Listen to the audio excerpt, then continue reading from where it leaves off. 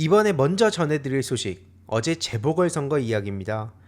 먼저 인천 강화군수 소식을 전해드리면 국힘당의 박용철 씨가 당선이 됐고요. 부산의 금정구청장도 처음에는 많은 분들이 이거 완전히 그 접전이기 때문에 어떻게 될지 모른다 이런 얘기도 나왔었지만 결국 이렇게 심각한 상황에 국힘 윤희련 씨가 당선이 됐습니다. 이런 와중에 한동훈 대표도 한숨을 돌렸다. 그러면서 또 페이스북에다가 황당한 소리들을 끄적이고 있는데요. 이런 식으로 국힘과 정부가 변화하고 쇄신할 기회를 준 거다. 국민의 뜻대로 정부 여당의 변화와 쇄신을 이끌겠다. 이런 얘기를 하면서 막 떠들어대고 있는데 중요한 거는 지금 한동훈 대표라는 사람이 변화와 쇄신을 이끌 수 있는 리더십을 보여준 적이 있습니까? 국민 눈높이 그렇게 언급하면서 광만 실컷 팔고 막상 당대표가 되니까 입 싹 닫고 최혜병 특검 못 본 척하죠. 김건희 특검 못 본 척하죠. 막 대놓고 반대를 하죠. 이런 인간이 염치 없이 이런 식으로 숟가락 얹는 것도 기가 막히고요. 특히 부산에 지원을 간다면서 저런 식으로 턱 괴고 아니 저게 도대체 뭐 하는 겁니까? 이 사람 머릿속엔 뭐가 가득한 걸까요?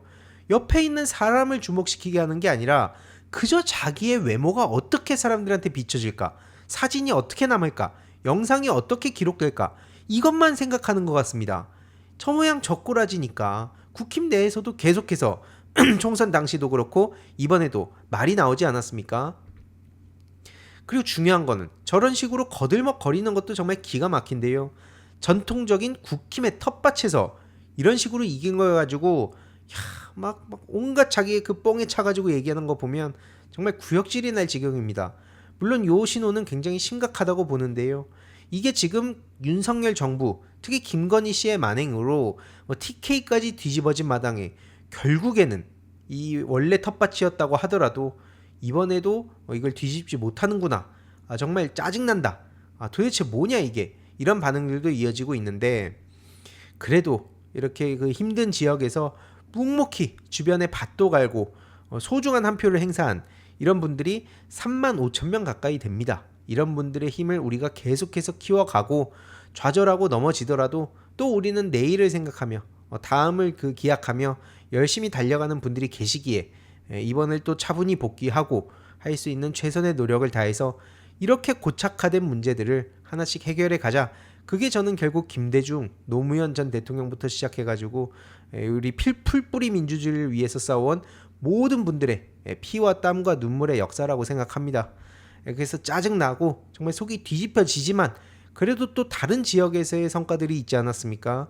전남 영광에서는 뭐 많은 분들이 이미 예상은 했었죠. 민주당의 장세일 후보가 당선이 됐고요. 또 그 전남 곡성 군수는 민주당 조상래 후보가 당선이 됐습니다. 그래서 이렇게 전남 지역에서 민주당 후보들이 당당하게 성과를 거뒀고요.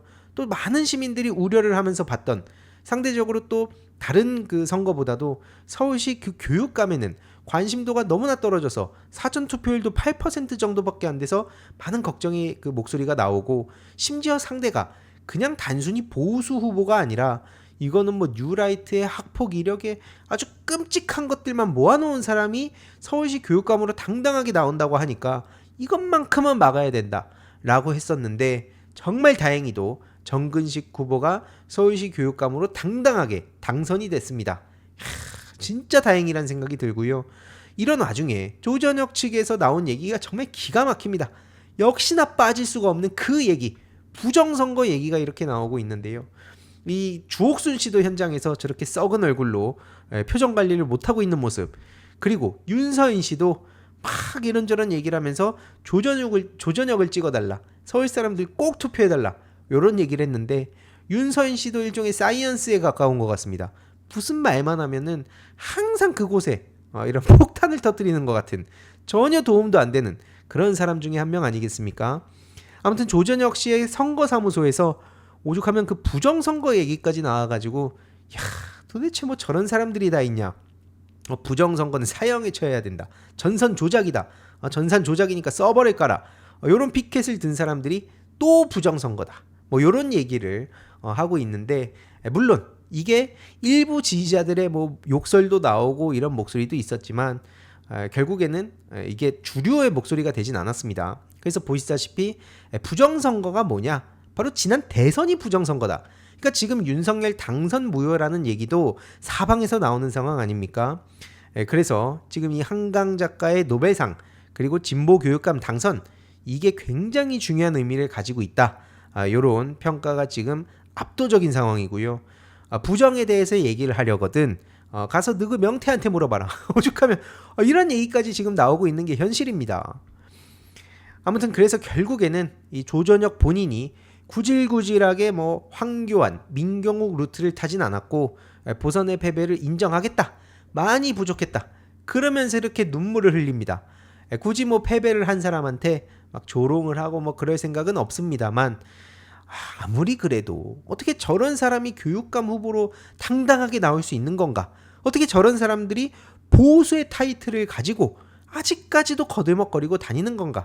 이거에 대해서는 사실 떨어지긴 했습니다만 굉장히 충격적인 장면이라고 생각합니다. 저는 늘 말씀드리지만 새는 좌우의 그 날개로 난다는 말이 있듯이 보수, 진보 이게 나쁜 얘기가 아닙니다.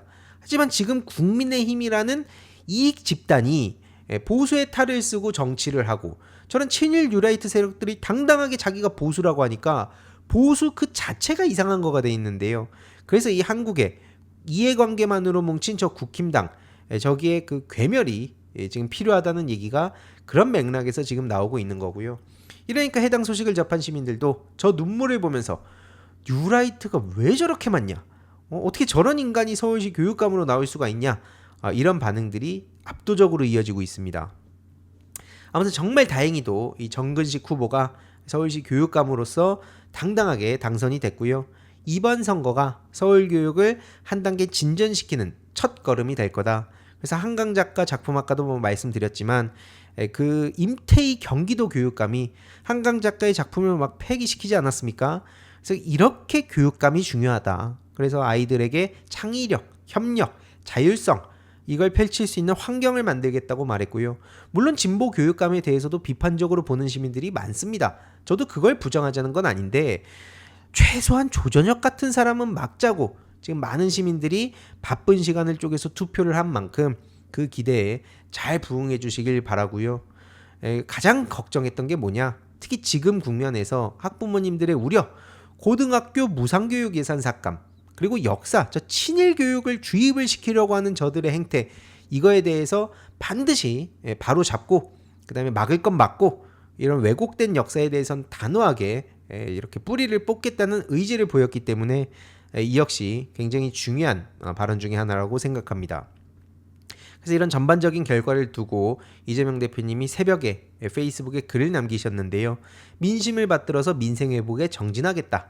그래서 앞서 말씀드렸듯이 부산 금정이라든지 인천 강화, 우리 김경지 후보, 한현희 후보 수고 많으셨고요. 당연히 당선되신 분들도 축하드립니다. 특히 지방자치는 핵심이 풀뿌리, 그래서 풀뿌리 민주주의란 말도 있지 않습니까? 그래서 우리가 밑바닥을 이렇게 계속해서 다져가면서 당장은 답답한 순간들이 있다 하더라도 하나씩 그런 변화하는 내일을 기대하면서 달려가는 게 또 많은 그 진보 그리고 민주개혁 시민들의 열망이라고 생각을 합니다. 정권의 퇴행을 막는 게 지금 무엇보다 중요한 시기이기 때문에 이재명 대표님도 여기에 또 계속 앞장서겠다는 의지를 전하신 상황이고요. 대통령실이 뭐라고 떠드는가 봤습니다. 아니나 다를까 저렇게 막 새벽에 예상을 크게 벗어나진 않던데 이러면서 뭐 고위 관계자다 뭐 또 다른 관계자다 뭐 이런 사람들 얘기로 뭐 결과 나쁘지 않네. 예상을 벗어나지 않았어. 한마디로 이게 뭡니까? 이 인간들은 변할 생각이 1도 없다. 이걸 또 그대로 보여주고 있는 거죠. 결국에는 지금 대통령실은 뭡니까? 명태균 게이트로 난리가 났는데 사실 김대남 씨 내용도 굉장히 충격적이지만 명태균 씨의 그 어그로가 또 언론을 다룰 줄 아는 사람으로 보이니까 여기저기다가 계속 명태균 씨 이야기로 점유율을 막 넓혀가고 있는데 결국에는 대통령실에서는 여태까지 보여준 모습대로라면 당장 법적 대응하겠다고 하면서 난리를 쳤어야 됩니다. 하지만 그냥 사기꾼이야. 우리 그냥 저 일반적인 주장에 대해서 대응 안 할래.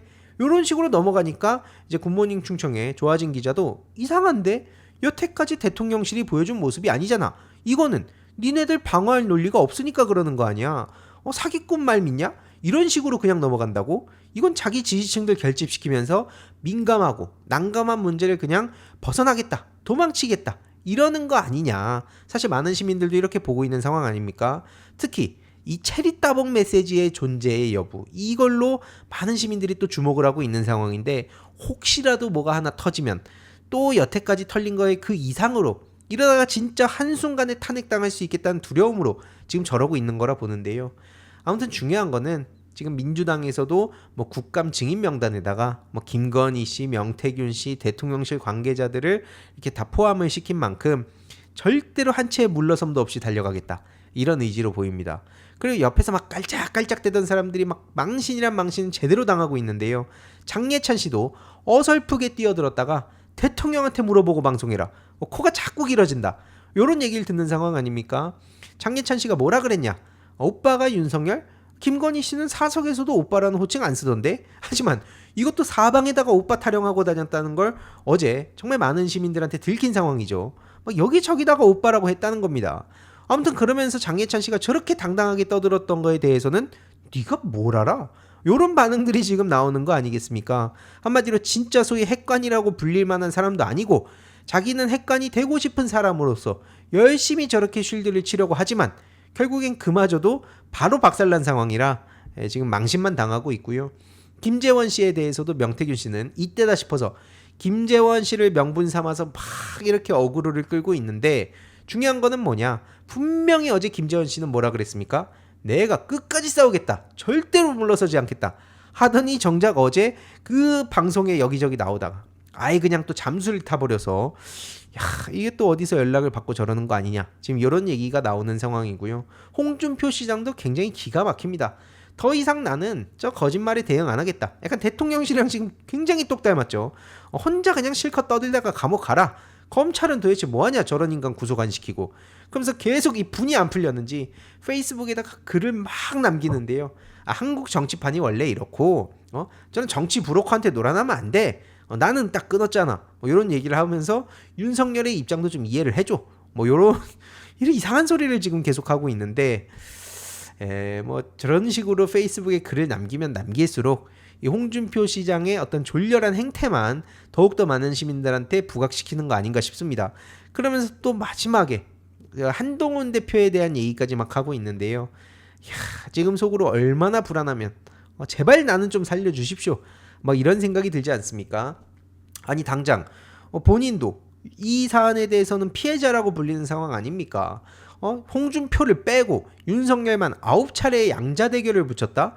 이거 말이 안 되는 겁니다. 아니 왜냐면 양자 대결을 한 사람만 하면 사람들이 어떻게 인식하겠습니까? 그 사람이 대세구나, 윤석열이 계속해서 나오니까 홍준표고 뭐고 윤석열이 대세구나라고 착각하는 사람들 어마어마하게 많고요. 심지어 결과 보고서도 윤석열한테 유리하게 작성된 정황이 나왔다든지, 그 다음에 피해날이 야권 후보 적합도를 물었던 22번의 조사 중에 홍준표가 윤석열을 오차 범위 내에서 앞선 건 딱 한 번이었다고 합니다. 이런 상황에 홍준표 시장이 마치 뭐가 잡혀있듯이 여태까지 무슨 사안이든 마치 이준석 의원처럼 막 나서가지고 어그로 끌고 싸우고 막 같은 당이고 나발이고 막 피 터지게 그런 겨루는 거를 좋아했던 사람이 마치 뭐가 잡힌 것처럼 저렇게 발을 쓱 빼는 모습, 이거 굉장히 속내를 다 드러내는 거 아닌가, 뭐 이런 생각이 들고요. 결국에 윤석열 본인도 정말 기가 막힙니다.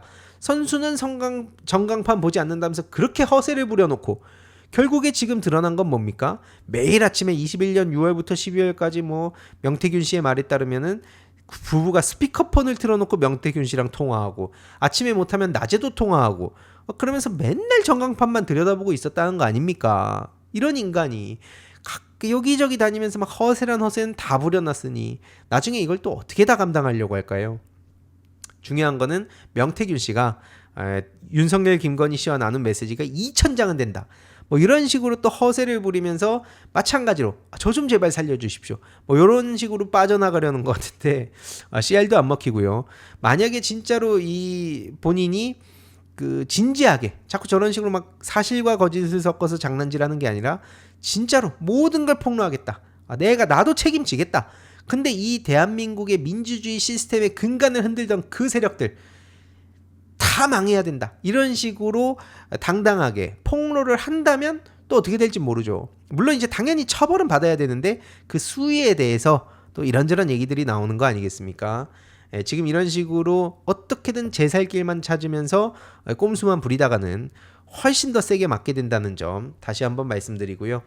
오죽하면 이제 정규재 같은 사람도 윤석열 탄핵 절차 시작된 것인가, 보수의 자업자득이다, 국힘당은 해체하고 재건축하자, 뭐 이런 메시지를 전하고 있는데, 국힘당의 해체에 대해서는 저도 전적으로 동의합니다. 근데 과연 재건축이 될까요? 이건 지금 재건축을 할 수 있는 차원을 한참 벗어났다고 생각하고요. 그냥 자연스럽게 국힘당, 진짜 이해관계, 각자의 이익을 위해서 수단과 방법을 가리지 않는 사람들이 모인 이 국힘당은 해체를 하고, 그리고 나서 이제 대한민국의 보수와 진보를 비롯한 다양한 정치 세력들을 제대로 뭐 그게 이념이 됐든 뭐 가치가 됐든 뭐가 됐든 제대로 재편하는 게 지금 너무 필요하다. 어떻게 저런 인간들이 보수입니까? 그래서 이번 내용도 요약해 보자면, 우리 재보궐선거 후보님들, 그리고 지역에서 또 열심히 고생하신 모든 분들 다들 고생하셨다는 말씀 드리고 싶고요. 지금 한동훈 대표가 저런 식으로 거들먹거리고 있는데, 어쨌든 자기 입장에서는 일단은 살았다 생각이 들지 않겠습니까? 근데 물론 앞으로 펼쳐진 그 수많은 문제들, 특히 앞서 보셨던 그 명태균 씨 문제라든지 이런 문제들 결코 저들이 쉽게 넘어갈 수 있는 문제가 아니기 때문에 이와 관련해서도 소식 계속 전해드리도록 하겠습니다. 재미있게 보셨다면 구독과 멤버십 부탁드립니다. 특히 멤버십 희동이님들께 정말 감사드린다는 점 다시 한번 말씀드리고요. 주위에도 널리 공유 부탁드리겠습니다.